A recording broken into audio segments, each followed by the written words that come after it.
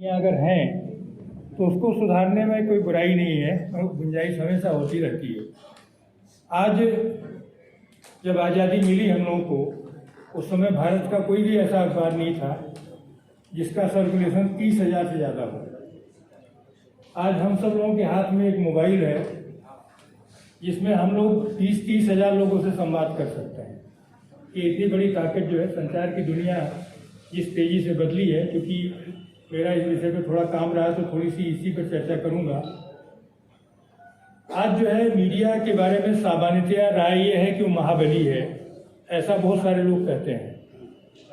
लेकिन एक पत्रकार के तौर पर मैं ये देखता हूँ कि जब मैं 1983-84 में जनसत्ता अखबार से मैंने अपना करियर शुरू किया, भंडारी भाई बैठे हैं, वो पूरा उनका जीवन वहीं कट गया, तो मैं आश्चर्य करता हूँ कि मेरे इलाके में उस समय करीब 16 जिले थे ईस्टर्न यूपी और बुंदेलखंड के, और वहाँ कई जगहों के जिलाधिकारी मतलब भाई स्पेशल मैसेंजर लोगों को भेजते थे कि साहब 3 लाइन अगर जनसत्ता में छप जाए, 3 लाइन मैं बता रहा हूँ आपको, उसके लिए आदमी भेजते थे। कहाँ से? बलिया से आदमी इलाहाबाद आ रहा है।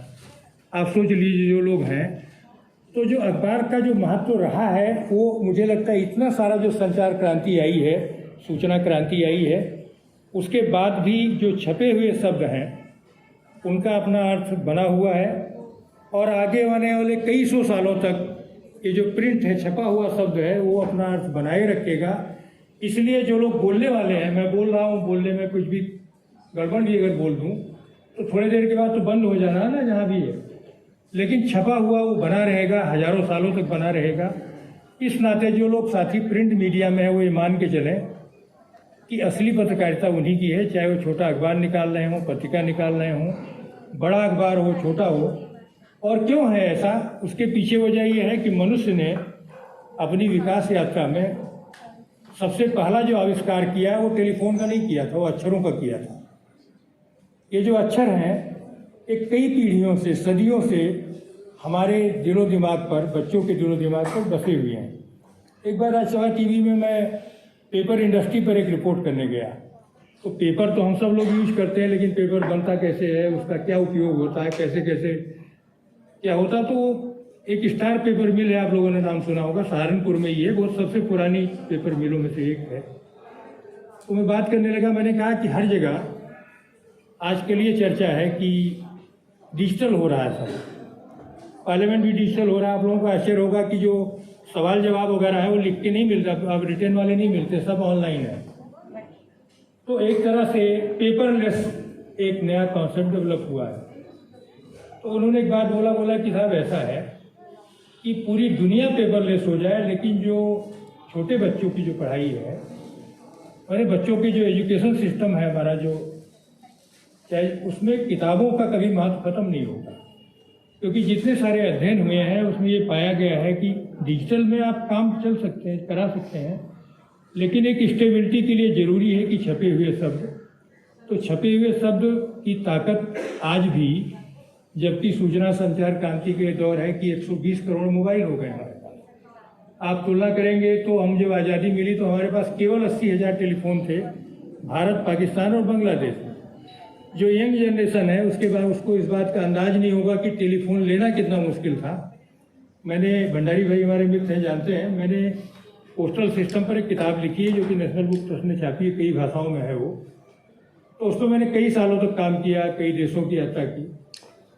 तो वो किताब कहीं से अडवाणी जी ने एक बार खरीदी, मुझे बुलाया एक दिन, उन्होंने पूछा मुझसे कि ये फ़ोनों के बारे में पूछा। तो मैंने कहा साहब 80,000 फ़ोन थे जब आज़ादी मिली। तो बोले कि हाँ, जब उनके यहाँ कराची में अडवाणी जी के घर पर एक फ़ोन लगा हुआ था, लेकिन जब दिल्ली आए वो बता रहे थे तो उनके पास किसी का नंबर नहीं था, किसी का नंबर नहीं था। फ़ोन भी किनके पास थे? बड़े बड़े जमींदारों के यहाँ, बड़े अधिकारियों के यहाँ, इन्हीं के पास होते थे।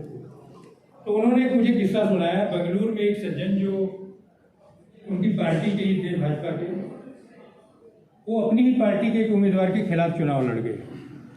तो लोगों ने कहा साहब आप बिठा लीजिए उनको, आपके कहने से वो बैठ जाएंगे। उन्हें बुलाया अडवाणी जी ने, पूछा कि भाई आप क्यों लड़ गए? तो उन्होंने कहा साहब मैं पिछले 10 सालों से टेलीफोन लगाने की कोशिश कर रहा हूँ और मेरा फ़ोन लग नहीं पाया। बड़े बड़े नेताओं से बात कर ली मैंने, लगा नहीं। और मुझे जो डिस्ट्रिक्ट टेलीकॉम मैनेजर है उसने कहा कि अगर आप चुनाव लड़ जाते हैं तो एक जो टेम्परेरी फ़ोन देंगे हम आपको, वो बाद में परमानेंट हो जाएगा।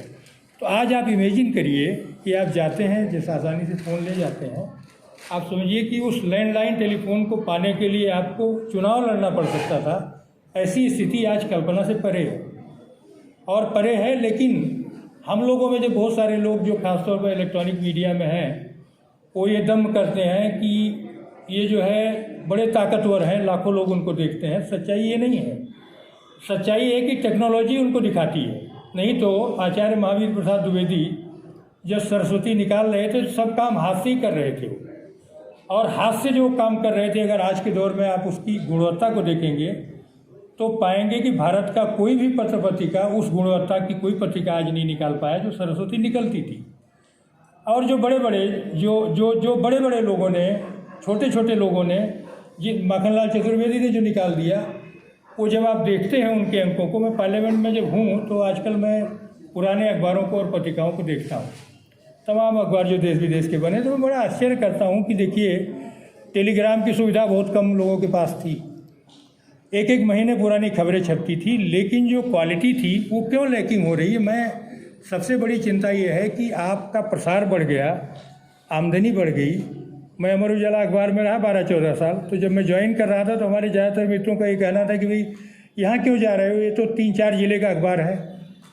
तो ठीक उसी समय भास्कर भी मध्य प्रदेश के एक छोटे हिस्से का अखबार था, राजस्थान पत्रिका केवल राजस्थान का अखबार था, और ये जो है नई दुनिया भी एक इलाके का अखबार था, आपके जो लोग जानते हैं इंदौर के आसपास का ही था, और दैनिक जागरण मध्य उत्तर प्रदेश का अखबार था। आज आप उठा के देख लीजिए इन अखबारों की जो गिनती है कैसे है।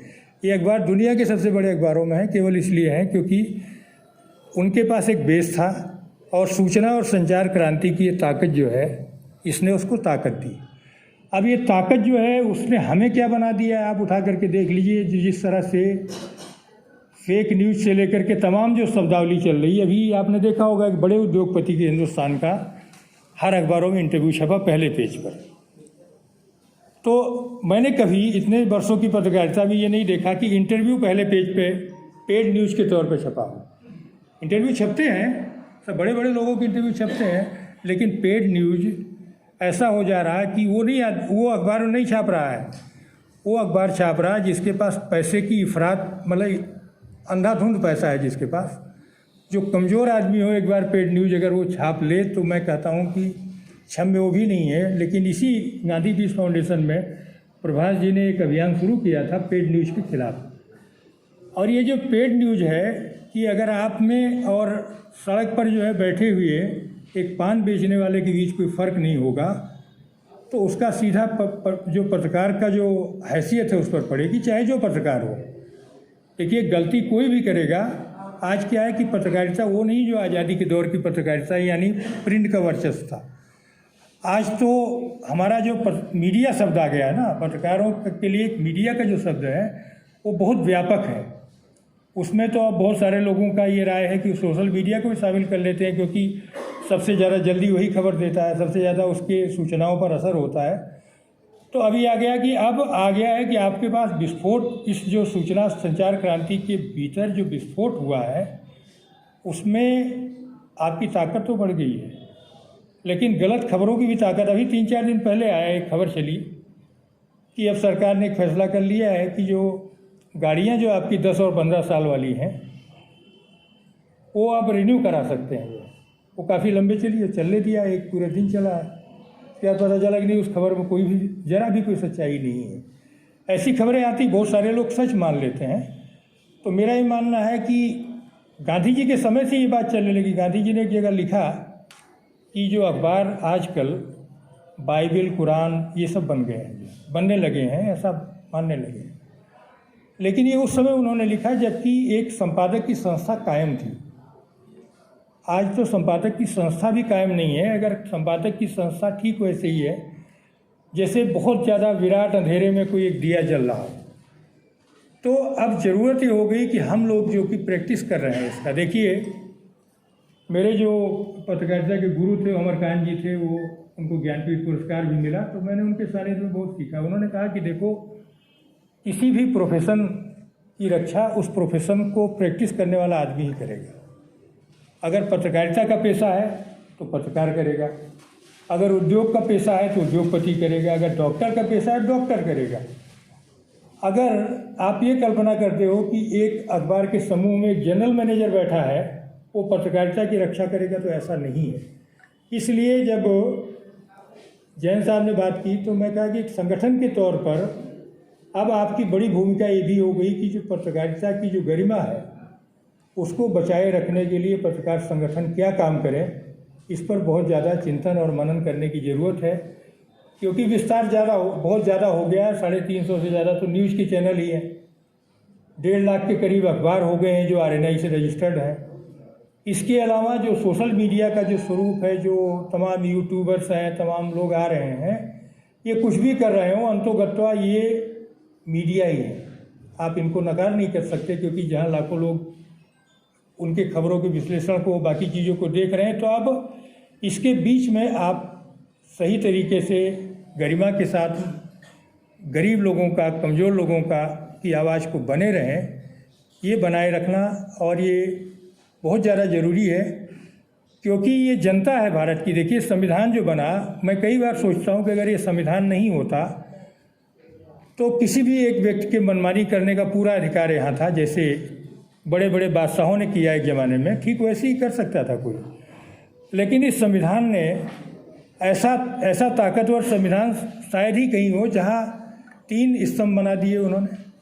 लेकिन उस स्तंभ में सबसे ज़्यादा पावरफुल किसको बनाया? आदमी को, व्यक्ति को, मनुष्य को, जो यहाँ रह रहा है, नागरिक, उसको बनाया है। और वही है संसद जिसके प्रति जिम्मेदार है वो नागरिक है। हाँ, न्यायपालिका भी जिसके प्रति जिम्मेदार है वो नागरिक है, और कार्यपालिका भी जिसके प्रति जिम्मेदार है वो नागरिक ही है। संविधान में पहला शब्द है हम भारत के लोग। तो ये जो हम भारत के लोग इतना छोटा शब्द नहीं है, और इसीलिए जितनी भी संस्थाएं हैं, लेकिन इसी हम भारत के लोगों ने क्या बनाया है? एक चौथा स्तंभ बनाया है, जिसका जिक्र ना तो संविधान में है ना किसी कानून की किताब में है। वो नागरिक का बनाया हुआ है। नागरिक ने आपको चौथा स्तंभ बना दिया है। किससे बनाया है? संविधान ने जो अभिव्यक्ति की आज़ादी दी उसी में से आपको भी मिल गया है। उससे सांसद को कुछ ज़्यादा मिल गया है, क्योंकि संसद में बोलने वाला आदमी, और हम लोग जो लिखते हैं, भंडारी जी जो लिखते हैं, उस पर तो मुकदमा भी हो सकता है उस पर। लेकिन संसद में जो पार्लियामेंटेरियन बोलते हैं उन पर कोई मुकदमा नहीं हो सकता। संसद के अंदर बोले हुए, तो ये जो बोलने की आज़ादी मिली है, जो हमें लिखने की आज़ादी मिली है, ये कितनी बड़ी है इस बात को आप समझ सकते हैं जब आप पाकिस्तान में जाएं, जब आप और बहुत सारे देशों में जाएं जहां ये आज़ादी नहीं है। तो मुझे लगता है कि मैं ज़्यादा शब्द नहीं बोलूँगा। मुझे भी असल में क्या जैन साहब ने कहा था, मुझे कहीं 1:30 बजे पहुंचना था, तो इस चक्कर में मैंने निवेदन किया था कि मुझे थोड़ा बहुत जो कुछ है मैं अपनी बातों को साझा करके तो जाऊंगा। लेकिन मैं बस क्लोजिंग में, मतलब आखिरी में एक बात कहना चाहूँगा कि ऐसा है कि ये दुनिया कितनी भी बड़ी हो जाए, लेकिन गांधी जी एक बात कहते थे कि दुनिया, आदमी की दुनिया वही होती है जो उसके इर्द गिर्द के लोगों की दुनिया होती है। एक गांव की दुनिया एक गांव की सरहद से ख़त्म होके और अगले गांव तक ख़त्म हो जाती है, मैक्सिमम वही होता है। लेकिन सूचना संचार क्रांति ने उसे ताकत दी है कि उसके पास दुनिया भर की खबरें हैं। लेकिन ये इंटरनेट ने क्या किया है, ये विचारने, आप लोगों के विचार के लिए एक सवाल छोड़ के जा रहा हूँ कि इंटरनेट ने हमें अपने घरों में कैद कर दिया है। आज 82-84 करोड़ लोग हैं जो इंटरनेट यूज कर रहे हैं। लेकिन एक लाइन है जिसमें कहा गया है, वो Vajpayee ji all India radio के डायरेक्टर जनरल है, उन्होंने लिखा है कि इंटरनेट से वो करे दुनिया भर से बात, रहता कौन पड़ोस में नहीं उसे ये ज्ञात। तो ये जो बात कही है उन्होंने, बात गलत नहीं है। और अगर हम पड़ोस को भी नहीं जानते हैं तो इसका मतलब है कि जो एक मनुष्य के तौर पर, एक नागरिक के तौर पर हमें कहीं कहीं कोई कमजोरी आ रही है। और हम पत्रकार हों, लेखक हों, वकील हों, उद्योगपति हों, कुछ भी हों, लेकिन हमारे इर्द गिर्द का जो समाज है वो कहीं न कहीं हमारी जिम्मेदारी में आता है। तो मुझे लगता है कि हम सब लोग, और जैन साहब को खासतौर पर ये कहूँगा कि नए पत्रकारों को प्रशिक्षण के लिए कुछ इंतजाम करें। और जैसे त्रिवेदी जी बैठे हैं, खुद में अपने आप में बहुत बड़ी संस्था है। पर्यावरण पर जब कोई चर्चा नहीं करता था तब इन्होंने पर्यावरण को एक केंद्रीय विषय के रूप में लेकर के आए। आज दुनिया भर में पर्यावरण पर चर्चा हो रही, तो ऐसे बड़े बड़े मनीषियों का उपयोग करें। और क्योंकि अगली जो जर्नलिज्म है वो विशेषज्ञता की है। भंडारी जी जैसे ये दिल्ली के अपने आप में ये बादशाह है, मैं कहता हूँ, क्योंकि इनको जितना दिल्ली की जानकारी है, इसी तरीके से तमाम जगहों पर आप में से कोई होगा जिसको उज्जैन की अथाह जानकारी होगी, किताबों में भी नहीं होगा।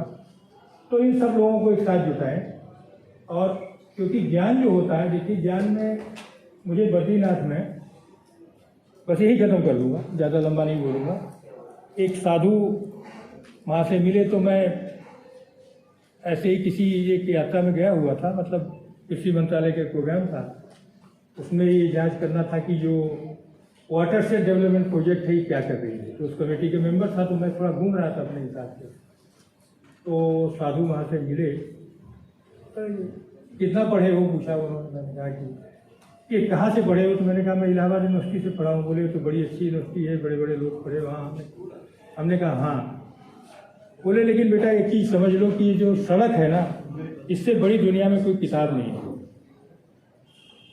तो सड़क से बड़ी कोई किताब नहीं, उनका कहना था। और मैं ये देखता हूँ कि वास्तव में आज जब गुरु नानक देव के बारे में हम सुनते हैं, आज फाहियान होयसाम, इब्न बतूता से लेकर के ये जो लोग आए उस दौर में, जबकि किसी नदी पर पुल नहीं था। आप सोच लीजिए, घने जंगल थे। और इन लोगों ने जो कुछ लिखा पढ़ा है, आज उठा के देख लीजिए। तो जब हम उस दौर के हिंदुस्तान की बात करते हैं तो हमारे पास वो सबसे प्रामाणिक साक्ष्य उन्हीं लोगों के हैं। तब हम बताते हैं कि ये कहाँ क्या रहा होगा। तो ये सारी चीज़ें क्या है, और हम तो अभी ऐसे दौर में जहाँ हमें कोई चिंता ही नहीं है। तो इसके बीच में भी अगर हमको पत्रकार कहने में कहीं शर्म महसूस हो, तो आप समझ लीजिए कहीं कुछ कमजोरी है, जिसको दूर करने का काम सरकार नहीं करेगी। सरकार तो हमेशा, सरकारें ये चाहती हैं कि पत्रकार जो है उनकी जेब में बैठा रहे। ये हर दौर में। और ठकुर स्वाति किसको अच्छी नहीं लगती? पुराने दौर में तो राजाओं महाराजाओं के यहाँ तो बाकायदा चारण होते थे। तो ये जो शब्द है ना, ये इससे अलग निकल के डेमोक्रेसी में हम लोग हैं। इस बात को ध्यान रखते हुए आगे बढ़ते रहिए। हमारी शुभकामनाएं। और हमारे लायक भी कभी कुछ छोटा मोटा जो हमारे पास भी ज्ञान है, उसमें मैं सहयोग करने के लिए तैयार हूँ। बहुत आभार आपका, बहुत धन्यवाद।